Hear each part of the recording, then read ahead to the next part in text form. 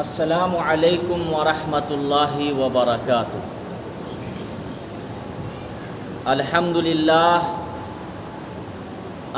للہ نحمده ونستعینه ونستغفره ونؤمن به ونتوکل علیہ ونعوذ باللہ من شرور انفسنا ومن سیئات اعمالنا من يهده الله فلا مضل له ومن يضلله فلا هادي له فأعوذ بالله من الشيطان الرجيم بسم الله الرحمن الرحيم لقد كان رسول الله في أسوة حسنة لقد كان في رسول الله أسوة حسنة آمنت بالله صدق الله مولانا العظيم وصدق رسوله النبي الكريم ونحن على ذلك لمن الشاهدين والشاكرين والحمد لله رب العالمين۔ تمام حضرات ادب سے ایک مرتبہ درود شریف پڑھ لیجئے۔ اللہم صل علی محمد وعلی آل محمد كما صليت على إبراهيم وعلى آل إبراهيم إنك حميد مجيد۔ اللهم بارك على محمد وعلى آل محمد كما باركت على إبراهيم وعلى آل إبراهيم إنك حميد مجيد۔ دوستو بزرگوں، حضرت محمد صلی اللہ علیہ وسلم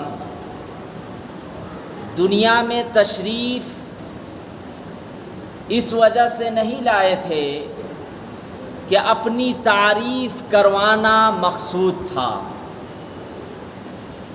اگر آپ صلی اللہ علیہ وسلم کو اپنی تعریف کرانا مقصود اصلی رہتا تو جس وقت کفار مکہ آپ صلی اللہ علیہ وسلم کو یہ پیشکش کر رہے تھے، یہ آفر دے رہے تھے کہ اگر آپ سرداری چاہتے ہیں تو ہم سب متفقہ طور پر آپ کو سردار ماننے کو تیار ہیں۔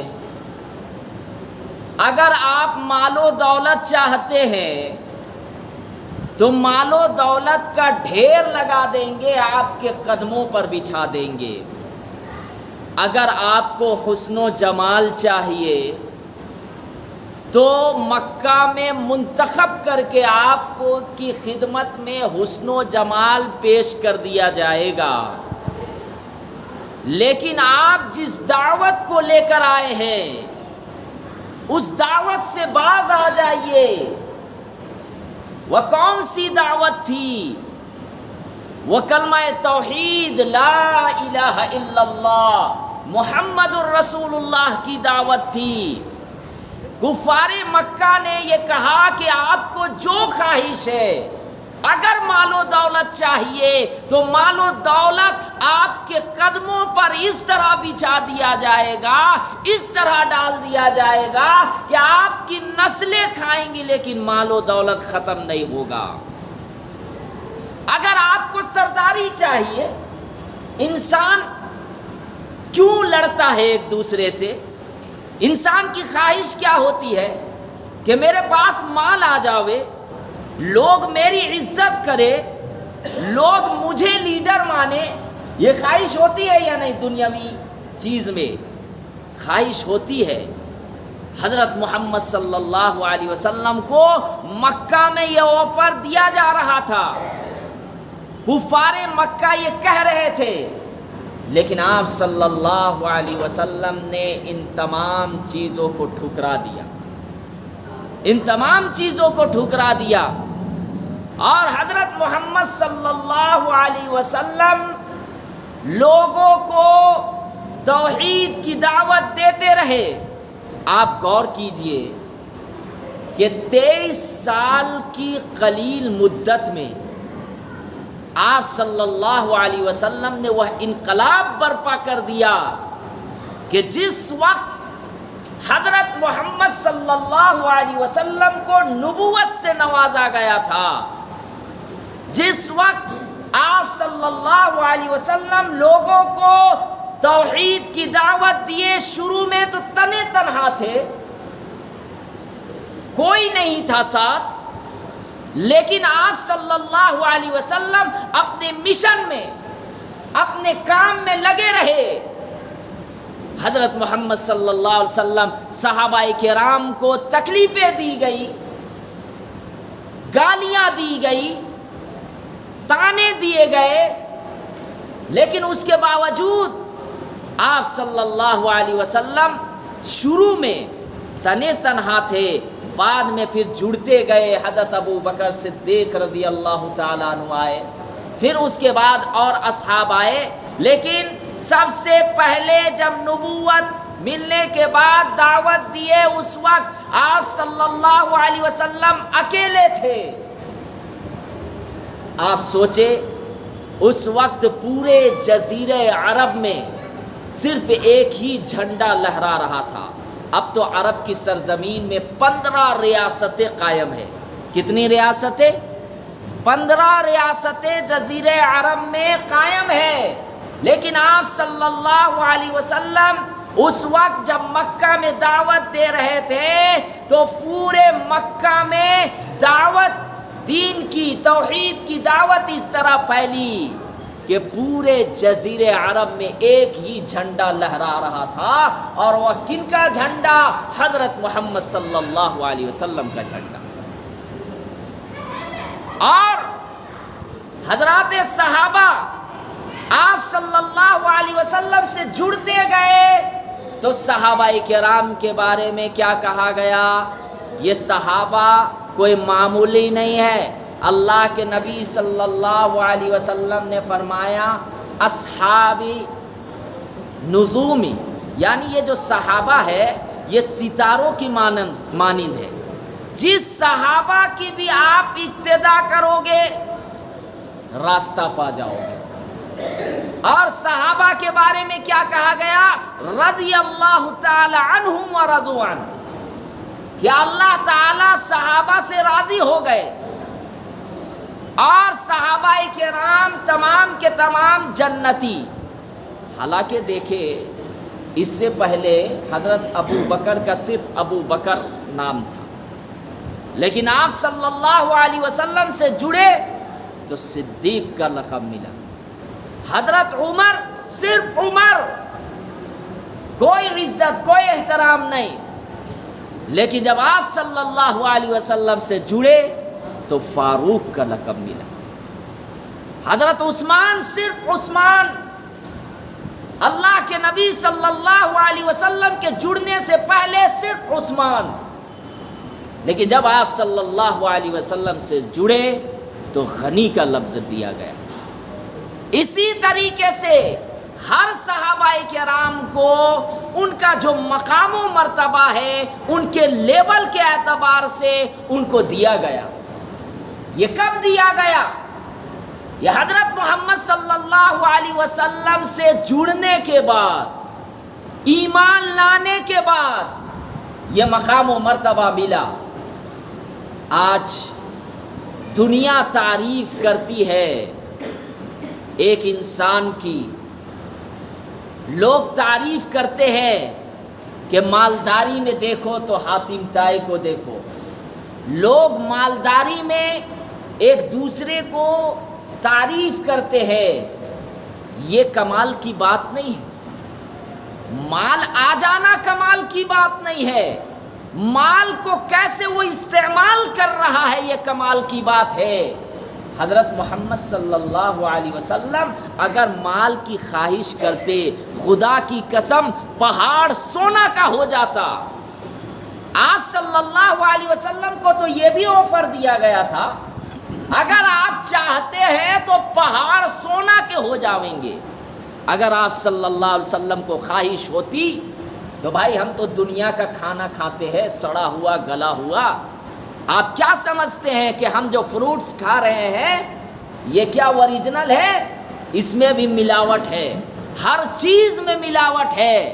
اگر آپ صلی اللہ علیہ وسلم چاہتے تو جنت سے کھانا آتا، جنت سے دسترخوان بیچتے، لیکن آپ صلی اللہ علیہ وسلم نے ہمارے اور آپ کے لیے تمام چیزوں کو قربان کر دیا، اور یہ کہا کہ یہ دنیا مقصود اصلی نہیں ہے۔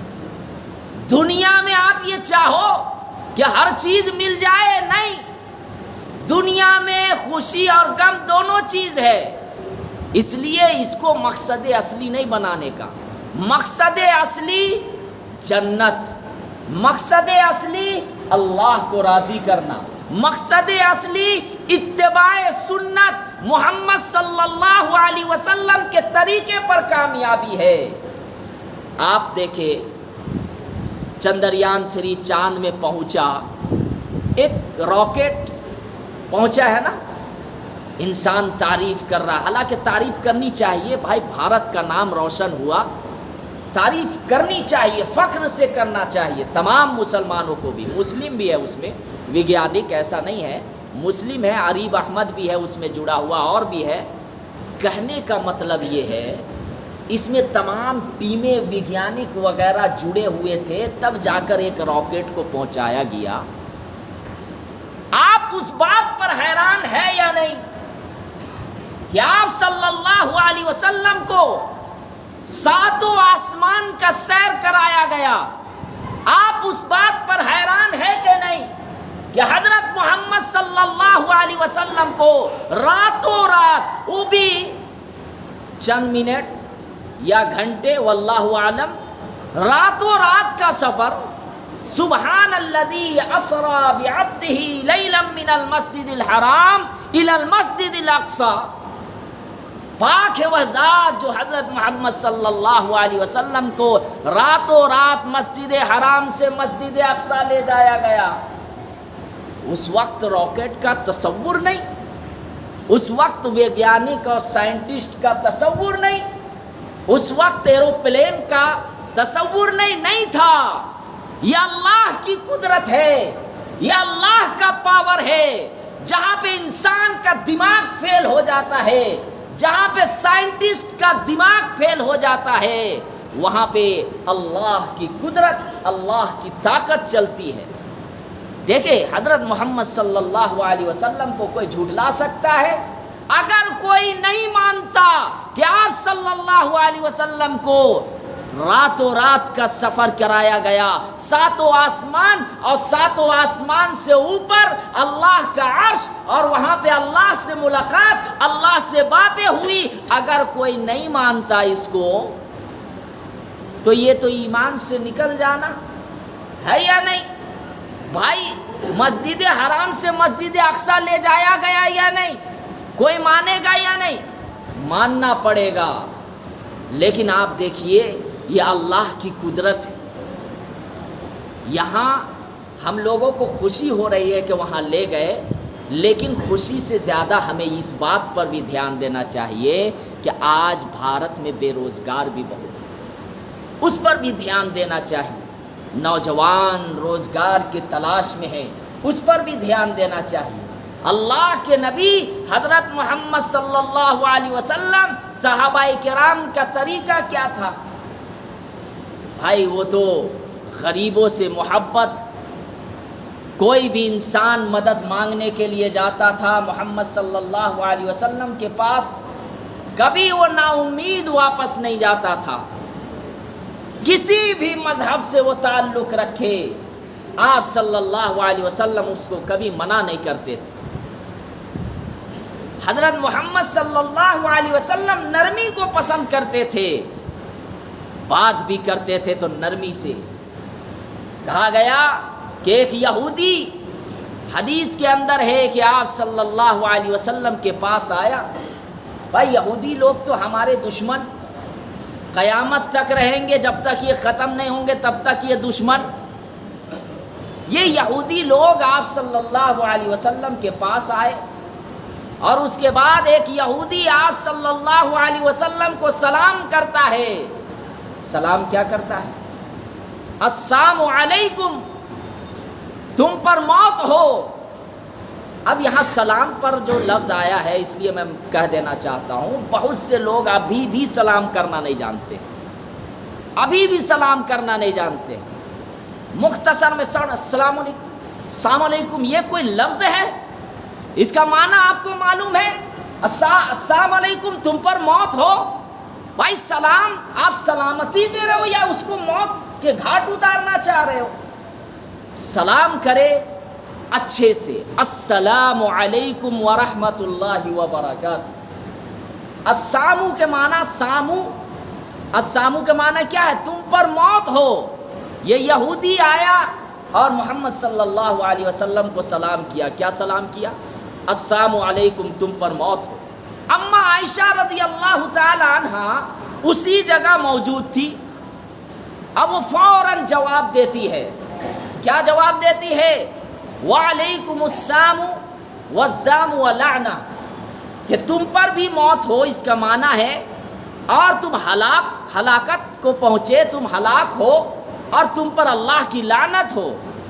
لیکن دیکھیں یہاں پہ حضرت محمد صلی اللہ علیہ وسلم نے اما عائشہ رضی اللہ تعالیٰ عنہ کو فرمایا کہ تمہیں یہ جواب نہیں دینا تھا، اتنے سخت کلامی کا نہیں کرنا تھا، کیونکہ یہ جب مجھے جواب سلام کیا تو پلٹ کر فرشتے جواب دے رہے تھے اور لعنت کر رہے تھے.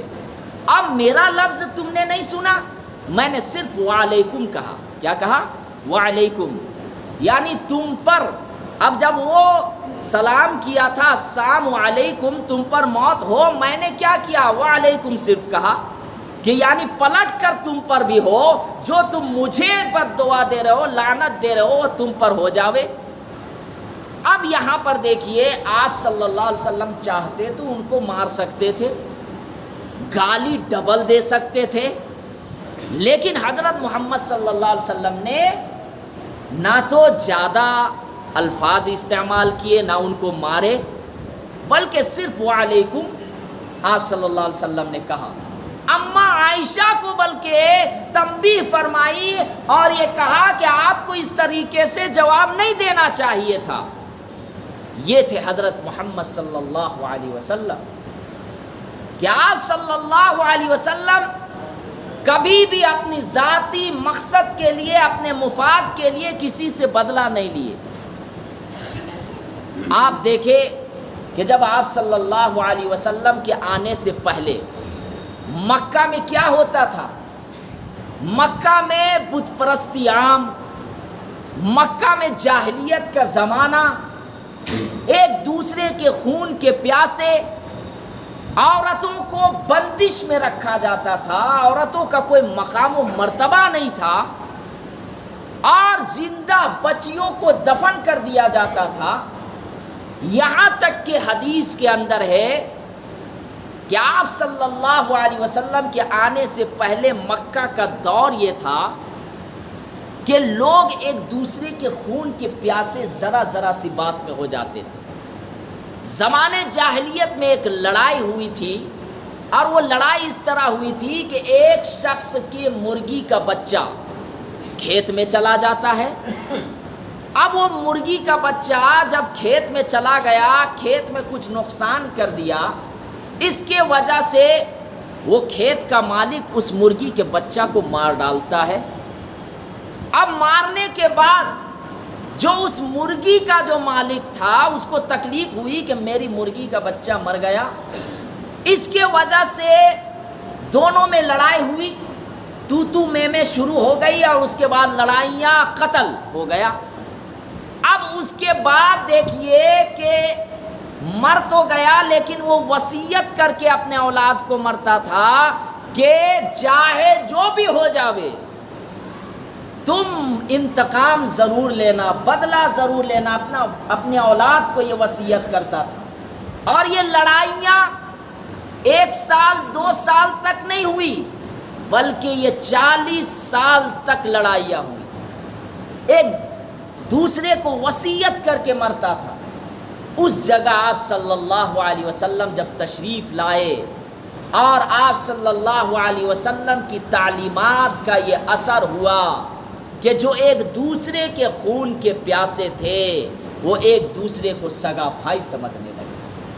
کیوں؟ کیونکہ اللہ کے نبی صلی اللہ علیہ وسلم نے ایسی تعلیمات دی ان لوگوں کو، اور آپ صلی اللہ علیہ وسلم صرف علم پھیلائے ایسا نہیں، اللہ کے نبی صلی اللہ علیہ وسلم نے کر کے بتلایا، اپنے اخلاق کو پیش کر کے بتلائے. اللہ کے نبی حضرت محمد صلی اللہ علیہ وسلم اپنے کردار، اپنے اخلاق، اپنے معاملات، ہر چیز کو ان لوگوں کے سامنے کر کے بتلائے. ان لوگوں نے اپنی آنکھوں سے دیکھا، تب آج پوری دنیا کے اندر جو یہ ایمان والے ملتے ہیں، یہ حضرت محمد صلی اللہ علیہ وسلم کی وہ عمدہ تعلیمات ہیں. آپ دیکھیں تو صحیح کہ جب آئے تو وہ 40 سال تک لڑائیاں ہوئی، آپ صلی اللہ علیہ وسلم اپنی تعلیمات کے ذریعے سے ان لوگوں کو اس طرح ملا دیے کہ ایک دوسرے کے بھائی بن گئے. اور حدیث میں ہے نا، المسلم اخو المسلم، مسلمان کیا ہے؟ بھائی ہے. ہمیں تو فخر کرنا چاہیے کہ ہمارے نبی صلی اللہ علیہ وسلم کا طریقہ اتنا عمدہ. آپ دیکھیں صحیح، اوروں کے بارے میں آپ دیکھیں، پڑھے، ہمارے اسلام کو، ہمارے قرآن و حدیث کو پڑھے اور فخر کرے. ہمارے یہاں کہا گیا کہ کوئی اونچا نیچا نہیں. ہمارے یہاں کہا گیا کوئی بھی مالداری میں آگے نہیں بڑھ سکتا، کوئی بھی برادری میں آگے نہیں بڑھ سکتا. ہمارے یہاں حدیث میں یہ تعلیم دی گئی کہ سپوں کو چیرتے ہوئے آپ آگے نہیں آ سکتے، چاہے آپ بادشاہ ہو یا آپ سردار ہو یا آپ گاؤں شہر کے مانند آدمی ہو. آپ اگر آخر وقت میں آئے ہیں، آپ سپوں کو چیرتے ہوئے پہلی سب کے انسان کو آپ یہ نہیں کہہ سکتے چلیے پیچھے ہٹیے، کہہ سکتے ہیں؟ نہیں. اللہ کے نبی صلی اللہ علیہ وسلم نے سختی سے منع کیا ہے. اس پر ہمیں عمل کرنا ہے. ایسا نہیں کہ صرف سنے بس یوں ہی اڑا دیے، نہیں، عمل کرنا ہے. ہمیں یہ تعلیم دی گئی کہ جب مسجد میں آئے تو سب ایک ہے، یہاں پہ کوئی اونچ نیچ نہیں، اور کسی کو یہ نہیں سوچنے کا ہے کہ نہیں میرے بغل میں ہے، یہ غریب انسان ہے تو میں اپنے پاس نہیں ملاؤں گا. نہیں، یہاں کہا گیا چاہے کالا ہو، گورا ہو، مالدار ہو، غریب ہو، سب کو کاندھا سے کاندھا ملانا ہے، سب کا دل صاف ہونا چاہیے. یہ تعلیمات میری نہیں ہے، یہ اللہ کے رسول صلی اللہ علیہ وسلم کی تعلیمات ہے، اور اس پر ہمیں عمل کرنا ہے. آپ دیکھیں تو صحیح، صحابہ کرام اس پر عمل کرتے تھے، تب وہ ستاروں کے مانند ان کو کہا گیا. اور حضرت علی رضی اللہ تعالیٰ عنہ ایک مرتبہ، حضرت علی رضی اللہ تعالیٰ عنہ کے وقت میں ایک یہودی آپ صلی اللہ علیہ وسلم کے شان میں کچھ گستاخی کیے. حضرت علی رضی اللہ تعالیٰ عنہ کو غصہ آ گیا. حضرت علی رضی اللہ تعالیٰ عنہ ان کو ایک تھاپ مارے، وہ یہودی زمین پر گر گیا. حضرت علی رضی اللہ تعالیٰ عنہ ان کے سینے پر سوار ہو گئے. ظاہر سی بات ہے، صحابہ کو تو اللہ کے نبی صلی اللہ علیہ وسلم سے بڑی محبت تھی، کیسے برداشت کریں گے؟ فوراً ایک تماچا لگائے اتنی زوردار کہ وہ یہودی گر گیا. حضرت علی رضی اللہ تعالیٰ عنہ سینے پر سوار ہوئے.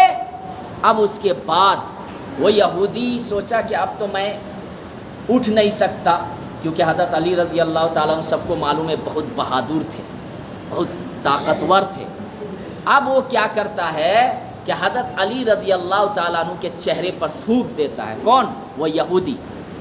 اب یہودی جب تھوکتا ہے، حضرت علی رضی اللہ تعالیٰ عنہ فوراً کھڑے ہو جاتے ہیں. اب اس جگہ جو کھڑے تھے وہاں پہ موجود، وہ کہنے لگے یہ کیا ہے؟ علی، ہمیں سمجھ میں بات نہیں آئی کہ آپ صلی اللہ علیہ وسلم کے شان میں جب یہ گستاخی کیا آپ کو رہا نہیں گیا، آپ زوردار تماچا مار دیے، سینے پر سوار ہو گئے، لیکن یہ یہودی جب آپ کے چہرے پر تھوکا تو آپ فوراً کھڑے ہو گئے. کیا ماجرا ہے؟ بات سمجھ میں نہیں آ رہی ہے. حضرت علی رضی اللہ تعالیٰ عنہ نے فرمایا کہ دیکھو، پہلے جب میں لڑ رہا تھا تو میں اپنے لیے نہیں لڑ رہا تھا، بلکہ حضرت محمد صلی اللہ علیہ وسلم کے شان میں اس یہودی نے گستاخی کی تھی، اس لیے میں لڑ رہا تھا. لیکن جب یہ میرے منہ میں تھوکا، اب اگر میں لڑتا تو میں اپنے لیے لڑتا، میں اپنے ذاتی مقصد کے لیے لڑتا، اور یہ لڑائی اللہ کو پسند نہیں آتی. میں اپنے مفاد کے لیے، اپنے خاطر کے لیے لڑتا، اس لیے میں نے گوارا نہیں کیا اور میں اٹھ گیا. یہ حضرت علی رضی اللہ تعالیٰ عنہ آپ صلی اللہ علیہ وسلم سے محبت کرتے تھے. آپ صلی اللہ علیہ وسلم کی اتنی اچھی تعلیمات تھی، اس پر ہم لوگوں کو عمل کرنا چاہیے. آپ دیکھیں تو صحیح، حضرت علی رضی اللہ تعالیٰ عنہ ہو یا اور صحابہ ہو، جتنے بھی ایمان لائے، ایسا نہیں ہے کہ آپ صلی اللہ علیہ وسلم نے ان کو کہا کہ نہیں ایمان لاؤ ورنہ تمہارا گردن اڑا دیا جائے گا، تلوار کے زور سے نہیں، بلکہ آپ صلی اللہ علیہ وسلم کے ہر وہ ایک اخلاقی پہلو کو دیکھ کر، ان کی تعلیمات کو سن کر، اور ہر حق چیز کو وہ دیکھے اور اس کے بعد ایمان لائے. یہی حضرت محمد صلی اللہ علیہ وسلم تھے کہ حضرت بلال، جن کا کوئی رتبہ نہیں، کوئی عزت نہیں، لیکن حضرت بلال حبشی رضی اللہ تعالیٰ عنہ کو وہ مقام و مرتبہ دیے کہ مؤذن بنا دیے. یہ مقام و مرتبہ کسی کو ملا؟ یہ حضرت بلال حبشی رضی اللہ تعالیٰ عنہ کو ملا. آج جو نفرت کا ماحول ہے، ایسے نفرت کے ماحول میں ہمیں کیا کرنا چاہیے؟ ہمیں محبت کا ماحول پیدا کرنا چاہیے. نفرت کو نفرت سے نہیں جیتا جا سکتا. آپ یہ چاہیں گے کہ آگ کو ہم آگ سے ٹھنڈی کریں گے، کبھی ٹھنڈی نہیں ہو سکتی. آگ کو پانی کی ضرورت ہے، آگ کو پانی کی ضرورت ہے. وقت، حالات وہ الگ چیز ہے، اس میں اپنی عزت کی حفاظت کے لیے، گھر کی حفاظت کے لیے اٹھانا چاہیے، حفاظت کرنی چاہیے، اس وقت ہاتھ پہ ہاتھ نہیں رکھنے کا. لیکن ایسے جذباتی سے کام نہیں، ایسے ماحول میں ہمیں محبت کا ماحول. اب دیکھیے یہ کتنے افسوس کی بات ہے کہ ہمیں کیا تعلیم دیا گیا مدارس کے اندر، مساجد کے اندر. ہمیں اگر مکاتب میں پڑھاتے ہیں تو یہ تعلیم دی گئی ہے کہ آپ بچوں کے ساتھ اچھا سلوک کریں. آپ صلی اللہ علیہ وسلم نے یہ کہا کہ بچوں کو اس طرح مت مارو کہ اس کے جسم پر خراش آ جائے. آپ صلی اللہ علیہ وسلم نے اگر تعلیم دی، یا صحابہ کرام، کبھی بھی نفرت کا ماحول نہیں، کبھی بھی غریبی امیری کو لحاظ کرتے ہوئے نہیں. یہاں تک کہ آپ کو معلوم ہوگا کہ حضرت عبداللہ ابن مکتوم رضی اللہ تعالیٰ عنہ نابینا صحابی تھے. نابینا صحابی تھے، وہ دین سیکھنے کے لیے اللہ کے نبی صلی اللہ علیہ وسلم کے پاس آیا کرتے تھے اور بہت محبت سے سنا کرتے تھے. لیکن آپ صلی اللہ علیہ وسلم کی کیا خواہش تھی کہ مکہ کے جو بڑے بڑے سردار ہیں وہ ایمان لے لاتے تو ایمان غالب ہوتا، ایمان کو قوت و طاقت ملتی. یہ خواہش تھی.